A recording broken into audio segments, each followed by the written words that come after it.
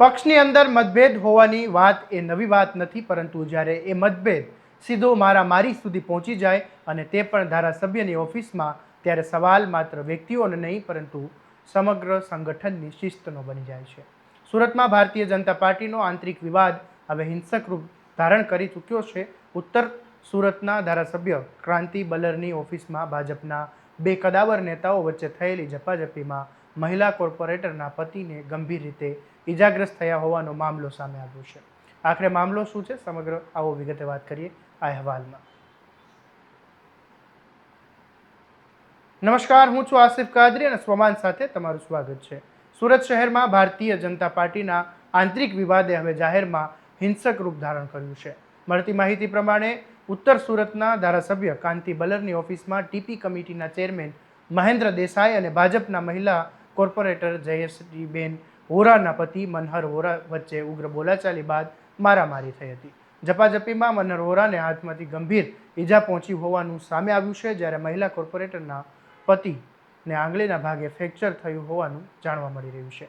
ઘટનાના પગલે ભાજપના સ્થાનિક સંગઠનમાં ભારે ચર્ચા શરૂ થઈ છે. ઈજાગ્રસ્ત મનહર વોરાએ ગંભીર આરોપ કરતા જણાવ્યું કે ટીપી કમિટીના ચેરમેન બન્યા બાદ મહેન્દ્ર દેસાઈએ પોતાની મનમાની કરી રહ્યા છે. તેમનો આરોપ છે કે મહેન્દ્ર દેસાઈએ સૌરાષ્ટ્રવાસીઓના બાંધકામો તોડાવવા માટે ઝોનમાં અરજી કરી હતી અને આ બાબતે તેમનું નામ બહાર આવતા તેમની બદનામી થઈ હતી અને ત્યારબાદ આ સમગ્ર વિવાદે હિંસક સ્વરૂપ ધારણ કર્યું હતું.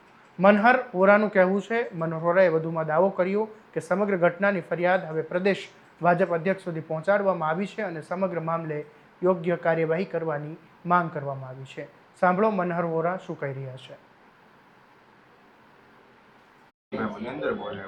અંદર બોલાવતી મહેન્દ્ર દેસાઈ અમારા વિસ્તારની અંદર જેટલી ઇન્ડસ્ટ્રી ચાલે છે એમાં એનું ડિમોલેશન કરવા અરજી કરેલી. એક અમારા કાર્યકર્તાનું પટલનું મકાનનું ડિમોલેશન અરજી કરેલી, ત્યારે એ ડિમોલેશન થતા એ અમારા કાર્યકર્તા દિલીપ નારોડા એના પટલ અને કુમાર સાહેબની કુમાર સાહેબે કીધું ભાઈ હું ન એમાં કહી શકું, તમે મહેન્દ્ર દેસાઈ અરજી કરી છે, વરાછા ઝોનલ અધિકારી એવું કીધું મહેન્દ્રભાઈ દેસાઈ અરજી કરેલી છે, તમે એને મળો, એ કહો તો અમે અટકાવી શકીએ. પણ મહેન્દ્ર દેસાઈ પાસે જાતા એ લોકોને એવું કીધું થૂકેલું પાછું નથી લેતો, એનું મકાન જમીન દોસ્ત કરો. એનું પટેલનગરમાં ઇન્ડસ્ટ્રીનું મકાન જમીન દોસ્ત કરી 50 લાખનું નુકસાન કર્યું. બીજું મકાન જીએડીસીમાં એને ડિમોલેશન કરાવ્યું, ત્યારે એ લોકોને એના ક્લાસનો વિદ્યાર્થી ધીરુભાઈ તળાવિયાનો છોકરો હતો. ધીરુભાઈ અમને એવું કીધું તમને શૂટની વખતે અમે હારમાળા પહેરાવેલી છે, તમને મત અપાવેલી છે, તમારી કાર્યાલય આવી છે, અમારું મકાનનો બસાવ કરો, છતાં એનું બસાવ ન કર્યો. જેટલી સૌરાષ્ટ્રવાસીના મકાન ઇન્ડસ્ટ્રીમાં હાલે છે એટલે કતારગામ વરાછા ઝોનમાં અરજી કરેલી છે અને જમીન દોસ્ત કરવાનું કહી દીધું છે. એમ કે ઇન્ડસ્ટ્રીમાં અનલીગલી મકાન છે, તો પોતાનું મકાન એક કામરેજ ઇન્ડસ્ટ્રીમાં હાલે છે તો એ અનલીગલી ગણાશે ને. હવે તો એનું મકાન તમે તપાસ કરો. તો આવી રીતે અમારી ઉપર એને મને એવો આરોપ માર્યો કે તમે મારું નામ લ્યો છો. મેં તારું સિંગલ નામ લીધું હોય તો મને એક વ્યક્તિ સાબિત કરી દે. એ કેમ સાબિત હું નહીં કરી શકું, એમ કરીને મારા ઉપર ઉગ્ર થઈને મને ખુરશી મારી, મને ફ્રેક્ચર કરેલું છે. મારા ધર્મપત્ની જયશ્રીબેન વોરા ને કોર્પોરેટરને હાથ મોડીને એને આંગળીમાં ફ્રેક્ચર કરેલું છે. અમારા બહેનની ઉપર ઈજા કરેલી છે, બહેને મારેલા છે. અને એમ કહે છે ડૉક્ટર સલ્ટી બતાવ, ડૉક્ટર શિરોયા અરવિંદભાઈ તારા મામા છે, ત્યાં જઈને તું ડૉક્ટરને પૂછશે આ ખોટા રિપોર્ટ છે. ખોટા રિપોર્ટ હોય તો હું તને સાબિત કરી દઉં. જા ડૉક્ટર શિરોયાને પૂછશે, એમ કે ખોટા રિપોર્ટ છે. આ મામલે મેં ફોન નંબર પર ફોન કરેલો હતો. કાંતિભાઈ ધારાસભ્યએ કીધું તમે પોલીસ ફરિયાદ કરશો, મારું કાર્યાલય બદનામ થશે, તમે બદનામ થઈને એમ અમને આમ કરીને વાતને પૂરી કરાવી. પછી મેં ઘરે આવતા પ્રદેશ અધ્યક્ષ જગદીશભાઈ પંચાલને મેં મેલ કરેલો છે, રત્નાકરજી મહામંત્રીને મેં મેલ કરેલો છે, પ્રશાંતભાઈ કોરાટને મેલ કર્યો છે, એને વોટ્સઅપ કર્યો છે. પ્રશાંતભાઈ સાથે મારે વાત થઈ છે. પ્રશાંતભાઈ કીધું હું અઠવાડિયામાં સુરત આવું ત્યારે તમને મળું છું.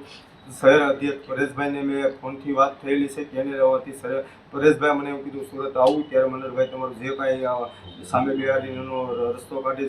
સુરત શહેર મહામંત્રી પ્રફુલભાઈ પાનસુરિયા મેં જે લાગતા બધાને મેં મારાથી ફોનથી કાયદેસર જે હકીકત જાણકારી કરી છે.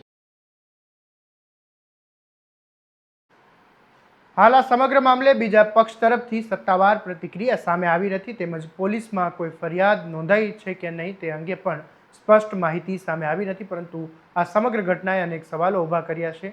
જે પક્ષ શિસ્ત અને સંગઠનની વાત કરે છે તેના જ બે નેતાઓ વચ્ચે ધારાસભ્યની ઓફિસમાં મારામારી સુધીની નોબત કેમ આવી ગઈ? શું આ માત્ર એક વ્યક્તિગત વિવાદ છે કે પછી તેની પાછળ કોઈ રાજકીય કારણો જવાબદાર છે?